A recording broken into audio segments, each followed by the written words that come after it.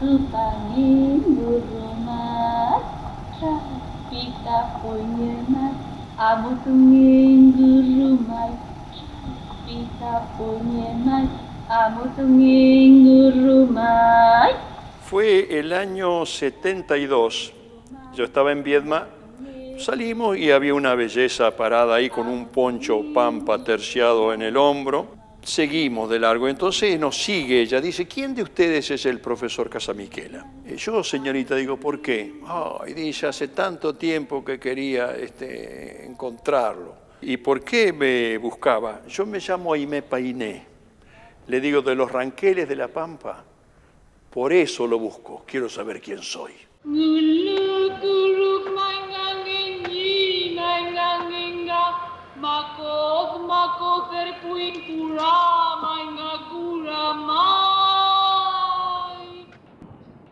Aquí estamos con Aimé Painé. Buen día. Yo no sé cómo se dice buen día en tehuelche. Yo tampoco, ¿eh? Quédese tranquilo porque es un idioma tan complejo y es una cultura que lamentablemente desaparece y que poco conocemos. Mamá era tehuelche, ¿no es cierto? Sí. Nacida aquí en Ingeniero Huergo, se fue, se la llevaron alrededor de los 3 años. Como tantas personas de aquella época que querían que sus hijos cambiaran de situación social, la había colocado como una especie de tutoría en una familia rica en Mar del Plata. Y hasta los 6, 7 años tuvo contacto con su padre. Después perdió todo contacto con su familia.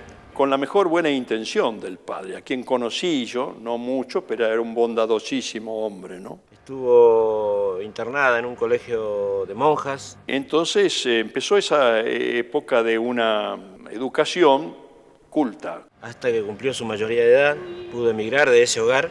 Empezó a descubrir la existencia de su mundo anterior. Pero de algún modo había como una negación a volver al padre que de alguna manera la había colocado en una casa ajena, ¿no?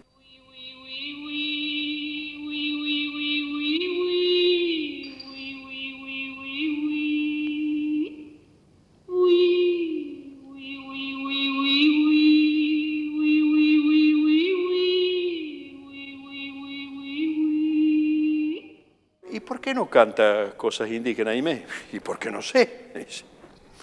Y si yo le doy una cinta con canciones, yo digo, vengo del campo hace poco, y le grabé a la sobrina nada menos que del cacique Saigüeque, sobrina segunda.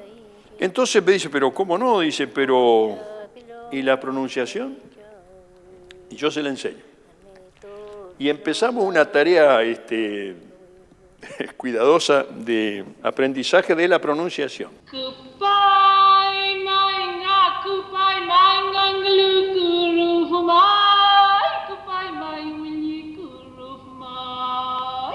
Lo poco que yo conozco, lo aprendí de Casamiquela.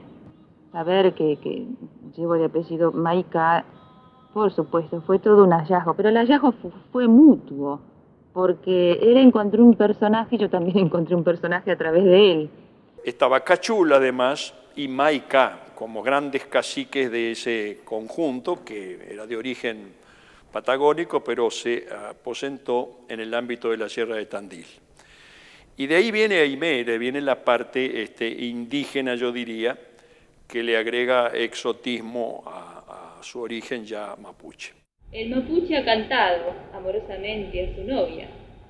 Desde ya que no le llamó novia, porque no existe esa palabra en nuestro idioma, le llama lamuen. Yapinilken, yapinilken, yapinilken mapu. Yapinilken, yapinilken, yapinilken mapu. Y aunque nauga me kei tuttakega chanko, feino maita inchi lamgenanei lamgenanei lamgen. Liu konga me kei treke lumeu, treke lumeu, tuttakega chanko. Para entonces ella cantaba en el coro nacional con una voz de soprano hermosa, estudiaba mucho, leía mucho lo que yo le daba y lo que yo no le di, porque empezó a leer otras cosas, etc., y me consultaba siempre. Ella me decía que hablemos el idioma y que la única forma para volver es hablar el idioma. Así uno pensaba como mapuche, vivía como mapuche y conocía las 4 estaciones del año, conocía los 4 puntos cardinales. Viene el viento del oeste, el viento del sur, el viento del norte, el viento del este.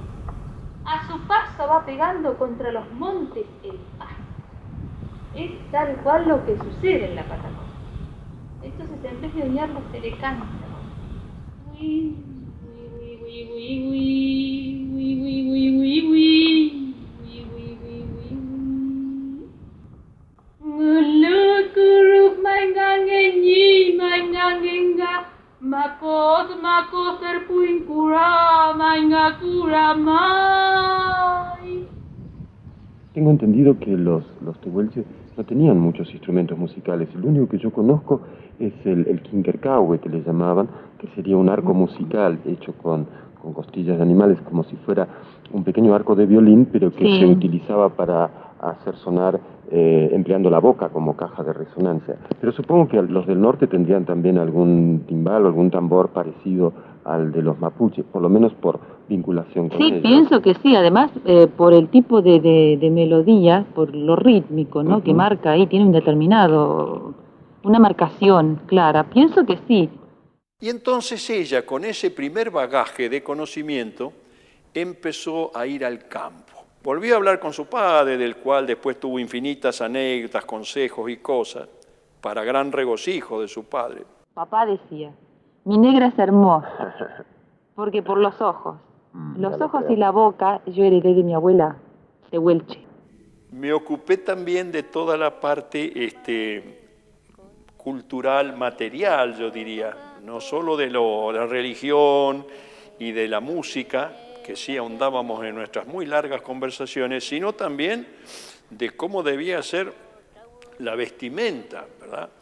Y cómo el tupú de plata y cómo el charilonco, es decir, la vincha y todas las cosas. Y bueno, aparecía esta belleza entonces en la versión indígena. Coyole, coyole. Sus espectáculos en distintos ambientes, a veces muy humildes, muy modestos. Las mujeres de origen indígena que estaban presentes necesitaban tocarla, era como una diosesita encarnada, era una cosa hermosa. Coyole, coyolele. Era emocionante trabajar con Aimé por esa calidez enorme que tenía. Empezó a tener una trascendencia, yo diría, extranacional, universal, si ustedes quieren. Se propuso una tarea de recuperación de lo indígena y sobre todo el intento trunco de inserción de las culturas indígenas dentro de los planes formales de educación de la nación y también de los informales, ¿no? En lo informal avanzó mucho. Decía que si nosotros no sabemos el idioma, nunca vamos a saber dónde vive nuestra gente. Si vive a la orilla del lago, si vive en los montes, si vive en el sur, vive en el norte. Volvió a estos lugares a traer a través de su canto todas las historias que ella fue recogiendo a través de recorrer distintos pueblos. Y justamente rescatando de las abuelas, como ellos dicen, los mayores, todas estas historias. Yo sé que vos tenés cantos tehuelches, ¿y cómo es ese que recopilaste acá en la misma provincia de Buenos Aires? Esa era la tierra de mis abuelos, entonces tenía mucha ansiedad en conocer la tierra negra, como le hablaba a mi abuelo, a mi papá, del azul. La abuelita Silvia Calderón, después de haberme escuchado cantar, ella al otro día me fue a buscar donde paraba y dejó un mensaje con una señorita y que me esperaba para tomar mate. Y ahí me cantó el canto de Dios.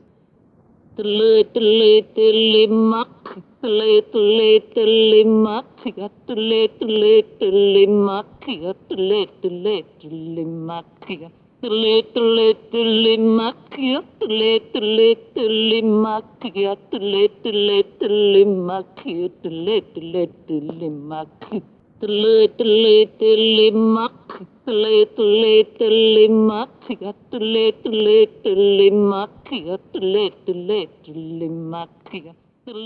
Me enteré por mi mujer que me dijo, mira, te voy a dar una noticia de la muerte de una gran amiga tuya. Y yo pensé así, no me hagas esperar, ahí me peiné. Y me cayó de una manera espantosa. Fue un aneurisma en Paraguay.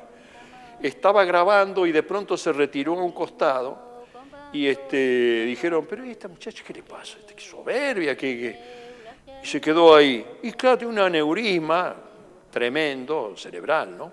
Y la llevaron a un hospital, la operaron y se recuperó. Pero parece que en estos casos puede haber un segundo efecto, un segundo golpe, y murió al poco tiempo, ¿no? Viento, no me entregues al gualicho infernal. En la Sierra de los Caballos, reverencia. Checa y el huehuatzul sunque, checa y el huehuatzul sunque, kawatzul sunque, kawalahati yanemshke. Nos dimos cita ahí, en Huergo, su pueblo natal, en donde nació por casualidad, diría, porque ahí no hay ninguna tradición indígena ni nada. Y nos dimos cita centenas de personas que venían de Chubut, de Río Negro, de todas partes. Y fue muy emocionante, muy emocionante. Se apagó su vela, pero se volvió a encender otra, que es la que hoy nosotros tratamos de llevar adelante. Ella quería que nosotros siguiéramos con la lengua, con la cultura.